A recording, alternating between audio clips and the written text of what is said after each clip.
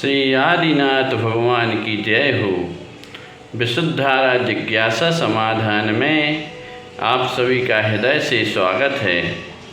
आज की जिज्ञासा है, कौन सा जीव खुदकुशी करता है व खुदकुशी से कैसे बच सकते हैं। समाधान, जो जीव खुद खुशी से नहीं रहते वही जीव खुदकुशी करते हैं। आपको पता होना चाहिए, ये जो संबंध हैं, ये जो संयोग हैं, वह वियोग के कारण है। जितने भी संबंध हैं ये शाश्वत नहीं, समय के आधार पर हैं। इनका वियोग नियम से होगा। जिसका वियोग होना है उस चीज़ से क्या राग करना, क्या द्वेष करना। जीव थोड़े से मानसिक तनाव में आकर के, थोड़ी सी टेंशन में आकर के आत्महत्या का कदम उठा लेते हैं। ये बहुत गलत ही कदम है। उनको ये सोचना चाहिए कि ये नरभव मिला है, इसे व्यर्थ ना गवाया जाए। स्वर्गादिक में पछतावत हैं, नरदेह मिले तो करे तब को। हमें अपने बच्चों को स्वाध्याय कराने की बहुत ज़रूरत है।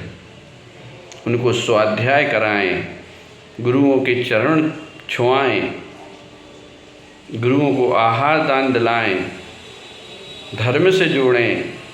उसको भेद ज्ञान रहेगा,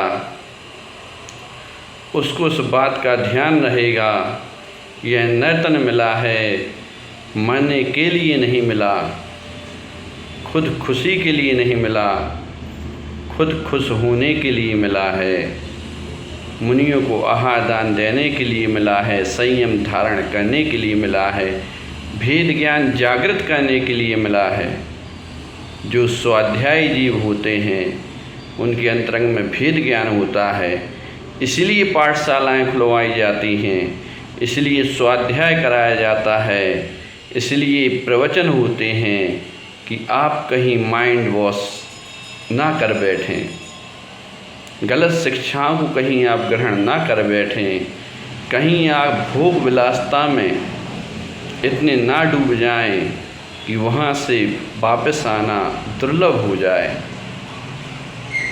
कहीं आप किसी धोखे में आकर के अपने आप को ना खो बैठें, कहीं आप विषयों की दलदल में फंस करके किसी से मोह करके आत्महत्या ना कर बैठें। जो ज्ञानी जीव होते हैं, जो अध्यात्म प्रिय जीव होते हैं, जो भेद ज्ञानी स्वाध्यायी जीव होते हैं, वह यह जानते हैं कि जो परिवार है चारों तरफ से पार करे वह परिवार है। सब मोह के संबंध हैं, कोई अपना नहीं है। त्रिकालिक सत्य है, ध्रुवात्मा ही अपनी है।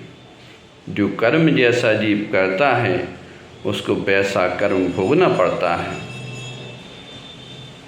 इसलिए जैसी जिसकी गति होती है वैसी उसकी मति होती है। इसलिए स्वाध्याय कीजिए, दान पुण्य कीजिए, एक नियम अवश्य लीजिए।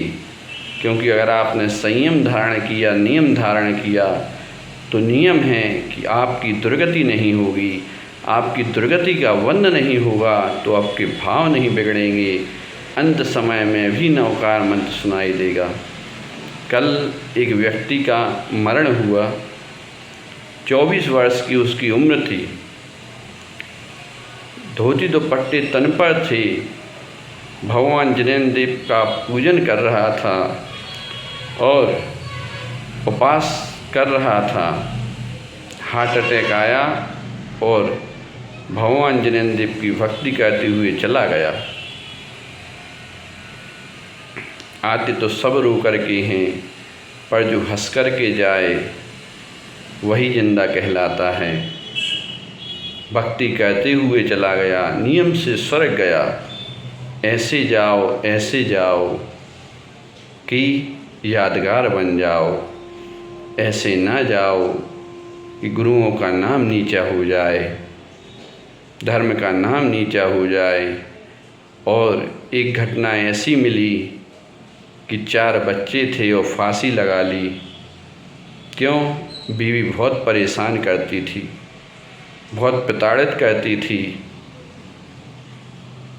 तुम अपने में खुश नहीं रह पाए, तुमने पर वस्तुओं में खुश सूझा, सुख को खोजा, इस कारण तुम दुखी रहे। खुशियों को खोजा, इस कारण तुम दुखी रहे।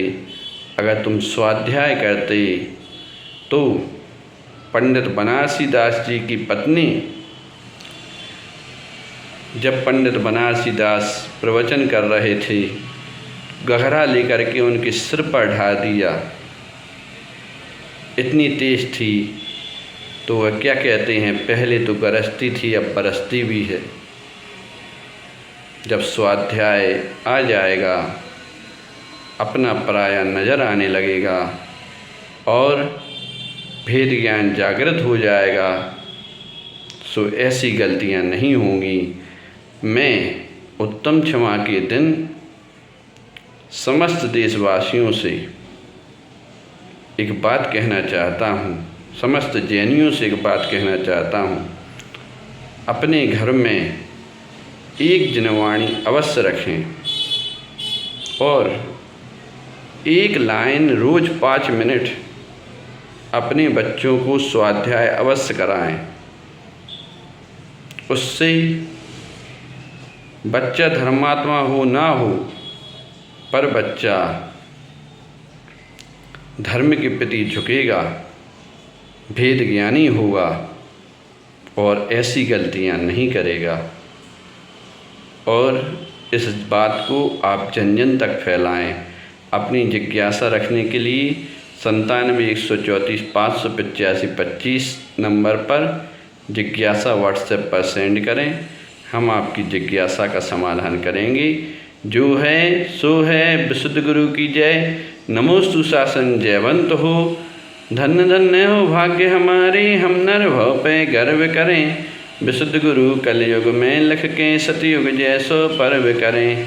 समय सार के संत निराले, कोनो नहीं है झंडा है। बत्सल भावी गंगा बहती, करती मन को ठंडा है।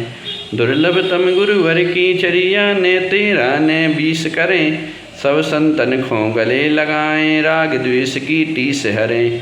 समय सार की आत्मजय की, धर्म ध्वजा फहरावत हैं। ऐसे ही धरती पे गुरुवर कुंद कुंद कहलावत हैं। जिन शासन की शान गुरु को, गौरव हमें बढ़ाने हैं। गुरु के पद चिन्हों पे चल के पद अनर्घ प्रगटाने हैं।